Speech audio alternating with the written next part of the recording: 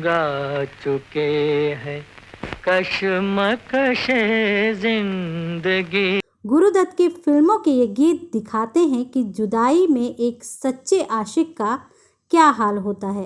जाने वो कैसे लोग थे जिनके प्यार को शराब की बोतल में डूबे आशिक की छवि अक्सर हमें फिल्मों में ही देखने को मिलती है, लेकिन फिल्मों के साथ साथ असल जिंदगी में भी उस किरदार को गुरुदत्त साहब ने ही जिया था। के बोझ को दूना कर गया जो गम खार मिला। हिंदी सिनेमा के लीजेंड गुरुदत्त का जन्म 9 जुलाई 1925 को बेंगलुरु में हुआ था। उनका असली नाम वसंत कुमार शिवशंकर पादुकोण था। गुरुदत्त ने हिंदी सिनेमा में बतौर निर्देशक, कोरियोग्राफर और एक्टर जमकर नाम कमाया था, लेकिन उनकी असल जिंदगी हमेशा ही काफी उथल-पुथल भरी रही। मतलब की दुनिया है बतौर निर्देशक फिल्मी जीवन शुरू करने से पहले उनकी 2 शादियां हुई, लेकिन दोनों ही नाकाम रहीं।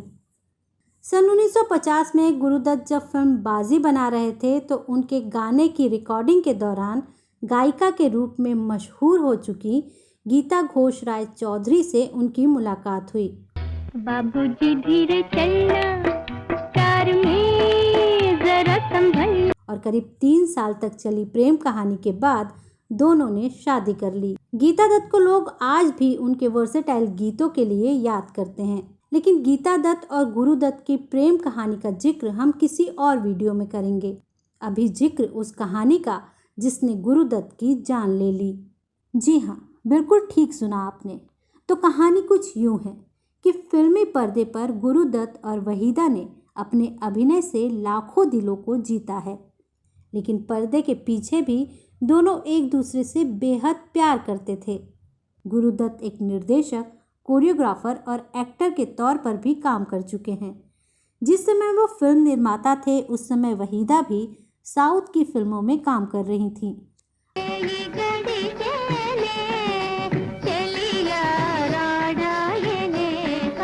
आपको बता दें, बॉलीवुड एक्ट्रेस वहीदा रहमान ने हिंदी, तमिल, तेलुगु, बंगाली और मलयालम भाषाओं की कई फिल्मों में काम किया है। उसी दौरान गुरुदत्त को सीआईडी फिल्म के लिए किसी नए चेहरे की तलाश थी। इस बीच एक समारोह में पहली बार गुरुदत्त की नज़र खूबसूरत वहीदा पर पड़ी। उन्होंने एक्ट्रेस को सीआईडी के स्क्रीन टेस्ट के लिए बुलाया। किस्मत ने वहीदा का साथ दिया और वो फिल्म के लिए सेलेक्ट हो गई। कहीं पे निगाहें, कहीं पे निशाना, कहीं पे निगाहें, कहीं। उस समय की खबरों की माने तो इसी फिल्म के दौरान दोनों में नज़दीकियां भी बढ़नी शुरू हो गई थीं। गुरुदत्त का वहीदा के लिए दीवानापन इस कदर था कि वो न सिर्फ अपने शादीशुदा होने का सच भूलने लगे, बल्कि इस प्यार का असर उनकी फिल्मों में भी दिखने लगा। कहने वाले तो ये भी कहते हैं कि वहीदा के इश्क में डूबे गुरुदत्त ने प्यासा की न सिर्फ कहानी बदली, बल्कि पहले फिल्म के लिए दिलीप कुमार को लेने के अपने फैसले को बदलते हुए बाद में खुद फिल्म में एक्ट्रेस के अपोजिट काम करने का फैसला कर लिया। क्या तूने कही, जाने क्या मैंने। गुरुदत्त को जानने वाले ये बात कई बार बता चुके हैं कि वो वहीदा को लेकर काफ़ी पजेसिव थे। वो नहीं चाहते थे कि वो किसी और के साथ काम करे और इसीलिए प्यासा में एक्टर का रोल उन्होंने खुद निभाने का फैसला लिया। सन 1957 में रिलीज हुई इस फिल्म ने हिंदी सिनेमा में एक नई क्रांति ला दी। इस फिल्म में जहां इन दोनों की जोड़ी को पसंद किया गया, वहीं दोनों के प्यार के किस्से भी सामने आने लगे। अब वो समय भी आया जब गुरुदत्त वहीदा के बिना फिल्म की कल्पना भी नहीं कर सकते थे। कहा जाता है कि गुरुदत्त की फिल्मों में वहीदा रहमान के अलग से खास तौर पर सीन लिखे जाते थे, और अगर मीडिया रिपोर्ट्स की माने तो खुद गुरुदत्त वहीदा के लिए खास सीन्स लिखा करते थे। वे मेरे हमसफर, रास्ते बदल गए। प्यार परवान चढ़ रहा था, फिर कुछ ऐसा हुआ जिसने इस प्रेम कहानी का एंगल ही बदल दिया। गुरुदत्त का प्यार वहीदा के लिए हर दीवार तोड़ने लगा था। वो इतने पजेसिव हो चले थे कि वहीदा के लिए उनका प्यार कब पाबंदी में बदल गया, खुद उन्हें भी एहसास न हुआ। प्यार ने जब पाबंदी का रूप लिया तो गुरुदत्त वहीदा को अपने हिसाब से ही चलाने की चाहत रखने लगे, और यही बात दोनों की प्रेम कहानी पर ग्रहण लगाने के लिए काफ़ी थी।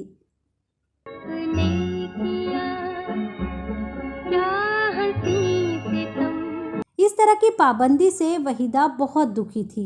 इसी के चलते दोनों में तू मैं शुरू हो गई, और ये मतभेद कब बड़े झगड़ों में बदलने लगा, ये बात दोनों नहीं समझ पाए। कहा जाता है कि गुरुदत्त वहीदा रहमान को अपने आसपास ही रखना चाहते थे। यही कारण था कि गुरुदत्त फिल्म्स के सेट पर वहीदा का मेकअप रूम गुरु के मेकअप रूम के बिल्कुल पास ही था। वहीदा उस वक्त गुरु के इतना करीब थी कि अगर वो किसी दूसरे बैनर की फिल्म में भी काम कर रही होती थी तो भी वो गुरुदत्त फिल्म्स के मेकअप रूम का ही यूज़ करती थी। गुरुदत्त के दोस्त अब्रार अलवी ने अपनी किताब 10 Years with गुरुदत्त में जिक्र किया है कि गुरुदत्त ने ही वहीदा की दूसरी फिल्मों में एंट्री पर रोक लगाई थी। इस किताब के अनुसार एक वक्त ऐसा भी आया था जब वहीदा रहमान से खफा गुरुदत्त ने गुरुदत्त फिल्म्स में उनकी एंट्री पर बैन लगा दिया था।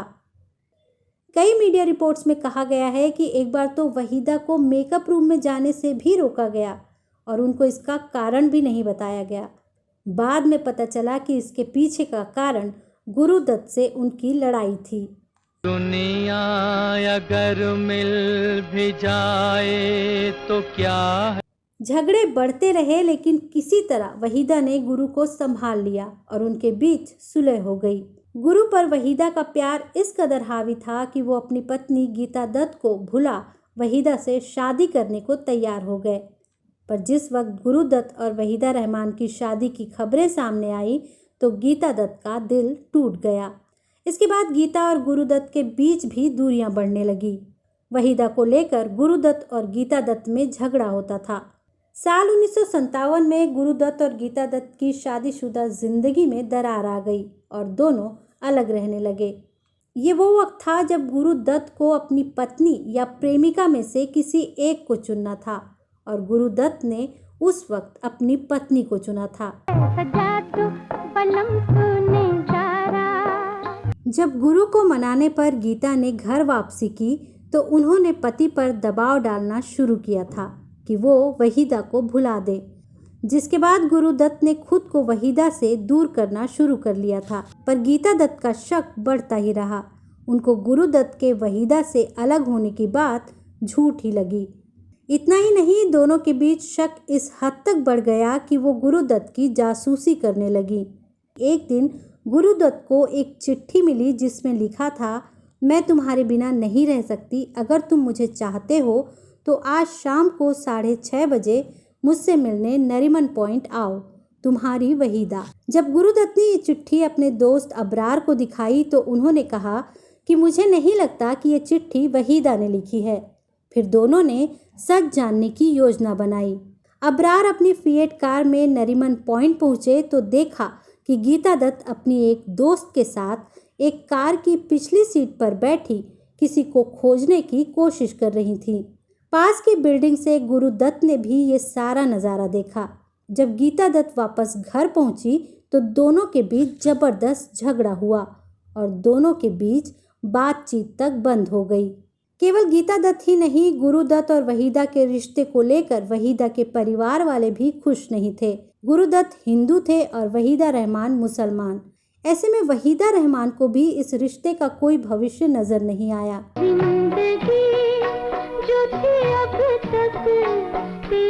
लेकिन गुरुदत्त अंदर तक टूट गए। ये दूरी उनको अंदर ही अंदर खाने लगी थी, खोखला करने लगी थी। पत्नी के दबाव में एक्टर ने वहीदा रहमान से खुद को दूर तो कर लिया था, लेकिन वो अंदर ही अंदर टूटते चले गए।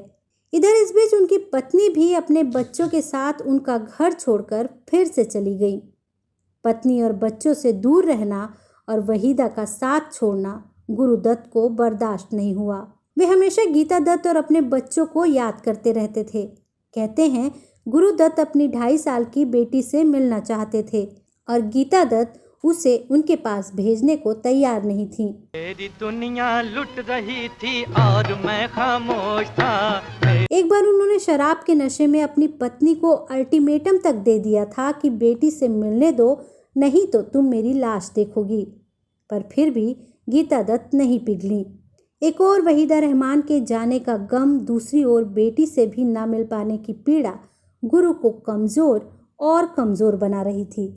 इस पर विमल मित्र अपनी किताब बिछड़े सब बारी बारी में बताते हैं कि गुरुदत्त को वहीदा के जाने के बाद से नींद तक आनी बंद हो गई थी। सबके साथ छोड़ देने की वजह से गुरुदत्त डिप्रेशन में रहने लगे। खुद को एकदम खामोश कर लिया उन्होंने। वो हमेशा आत्महत्या करने के बारे में बात किया करते थे, सोचते रहते थे, और 2 बार तो उन्होंने आत्महत्या की कोशिश भी की थी। पहली बार आत्महत्या की कोशिश में तो गुरुदत्त बिल्कुल सुरक्षित बच गए थे, लेकिन जब दूसरी बार उन्होंने आत्महत्या करने की कोशिश की तो 3 दिन के लिए कोमा में चले गए थे। और जब वो कोमा से बाहर आए तो कहते हैं सबसे पहले जो उन्होंने नाम लिया था वो वहीदा रहमान का नहीं, गीता दत्त का था। ले गया, हम दे गया। अबरार अलवी ने ही एक बार बताया था कि गुरुदत्त अक्सर मरने के तरीकों के बारे में बातें किया करते थे। एक बार गुरुदत्त ने उनसे कहा था कि नींद की गोलियों को इस तरह से लेना चाहिए जैसे माँ अपने बच्चे को गोलियां खिलाती है, पीसकर और फिर उसे पानी में घोलकर पी जाना चाहिए। अबरार ने बताया कि उस समय उन्हें लगा कि गुरुदत्त मजाक कर रहे हैं। उन्हें क्या पता था कि गुरुदत्त इस मजाक का अपने ही ऊपर परीक्षण कर लेंगे। इसी दौरान उनकी फिल्म कागज के फूल भी बुरी तरह से फ्लॉप हो गई थी।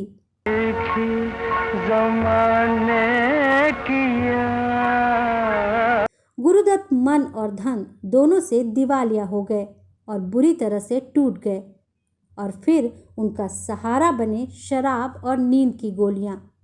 और फिर वो मनहूस घड़ी आई जिसकी किसी ने भी कल्पना तक नहीं की थी। एक दिन खबर आई कि गुरुदत्त ने खुद को मौत के हवाले कर दिया था। खबरों की माने तो ऐसा कहा जाता है कि जिस दिन गुरुदत्त ने दुनिया को अलविदा कहा उस दिन उन्होंने कुछ भी नहीं खाया था और शाम से ही शराब पी रहे थे। लो अब कभी गिला न करेंगे किसी से। उन्होंने गीता दत्त को फ़ोन भी किया था और बच्चों से मिलने की इच्छा जताई थी, लेकिन गीता दत्त ने ज़्यादा रात होने की वजह से साफ इनकार कर दिया था। तब गुरुदत्त ने गीता से कहा था कि आज वो बेटी को नहीं भेजेंगी तो कल उनका मरा हुआ मुंह देखेंगी, पर गीता ने उनकी बात को संजीदगी से नहीं लिया। कहते हैं उस रात गुरुदत्त सुबह 5 बजे तक शराब पीते रहे और सुबह अपने कमरे में मृत पाए गए। ऐसा कहा जाता है कि उन्होंने पहले खूब शराब पी और उसके बाद ढेर सारी नींद की गोलियां खा लीं और यही उनकी मौत की वजह बनी। गुरुदत्त के भाई देवीदत्त ने एक बार मीडिया को बताया था कि दरअसल उनके भाई की मौत एक एक्सीडेंट थी, क्योंकि उन्होंने नशे में गलती से नींद की ज़्यादा गोलियां खा ली थीं। बच्चों से दूरी की बात उन्हें इसलिए गलत लगती है क्योंकि आत्महत्या के पहले दिन उनके दोनों बेटे दिन भर उनके पास ही थे। सच जो भी हो, पर उनकी मौत अब भी एक रहस्य ही है। रिपोर्ट्स के मुताबिक एक बार एक शख्स ने वहीदा रहमान से गुरुदत्त की खुदकुशी का कारण पूछा तो उन्होंने कहा, उनकी आत्महत्या का कारण तो कोई नहीं जानता। कुछ लोगों का कहना है कि वो कागज के फूल फिल्म के फ्लॉप होने से डिप्रेशन में थे, लेकिन मुझे ऐसा नहीं लगता कि इसका कारण ये हो सकता है, क्योंकि इस फिल्म के बाद उन्होंने 14वीं का चांद बनाई थी जो सुपरहिट थी। 14वीं का चांद हो या आफताब हो। गुरुदत्त की मौत का रहस्य उनके साथ ही चला गया। आज भी उनकी आत्महत्या एक रहस्य ही है। बहरहाल सामने वाले की आंखों के भावों को लगातार टोहता हुआ, छूता हुआ, उन्हें रुपहले पर्दे पर उतारता हुआ सिल्वर स्क्रीन का सबसे गोल्डन ख्वाब बहुत छोटी उम्र में हमेशा के लिए खामोश हो गया। बॉलीवुड के गलियारों में आए दिन किसी न किसी बॉलीवुड एक्टर या एक्ट्रेस के प्यार और अलग होने की चर्चा होती ही रहती है। पर गुरुदत्त वहीदा रहमान के अलग होने और गुरुदत्त के मौत को गले लगाने की चर्चा जब भी होती है तो लोगों का दिल भर आता है। आज भी लोग सोच में पड़ जाते हैं कि अपनी कल्पना से फिल्मों को नया आयाम देने वाला एक क्रिएटिव फिल्मकार जीवन की जंग ऐसे कैसे हार गया, पर इसका जवाब किसी के पास नहीं है। तो आज का हमारा ये वीडियो आपको कैसा लगा हमें कमेंट्स करके ज़रूर बताइए। तो आज के लिए बस इतना ही। अब आप अपनी दोस्त और होस्ट नीलम शुक्ला देवांगन को दीजिए इजाज़त। नमस्कार।